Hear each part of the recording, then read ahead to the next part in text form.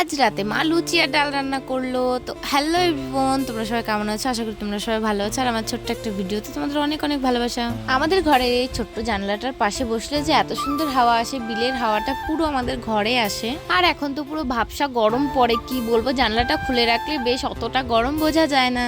তো তারপরে দেখো সকালের খাওয়া দাওয়া করে নিয়েছি। এখানে লাল লাল মাছের ঝোল রান্না করেছিল। আর দেখো সন্ধ্যেবেলার দিকে মাকে বলেছিলাম একটু লুচি বানাতে।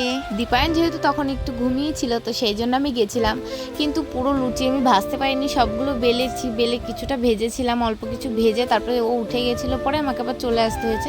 সত্যি কথা বলতে আমার লুচি ভাজতে এত ভালো লাগে, মানে আমার লুচি খেতে অতটা ভালো লাগে না, কিন্তু একমাত্র ভাজতে ভালো লাগে বলে মাকে মাঝে মাঝে বলি যে মা একটু লুচি বানাও। তো তারপরে আর কি বাকিটা মা পুরো ভেজে নিয়েছিল, আমি হাফও ভাজতে পারিনি। দেখো এই কটাই আমি ভেজেছি। তো তারপরে আমি উঠে গেছিলাম, দীপায়ন যেহেতু উঠে গেছিলো, তারপর ওকে আবার ঘুম পাড়িয়ে থুয়ে আমি এসেছি খেতে। আর দুটো রুটি বানিয়েছিল, যেহেতু পুরো লুচি খেলে গ্যাস হয়ে যাবে সেই জন্য।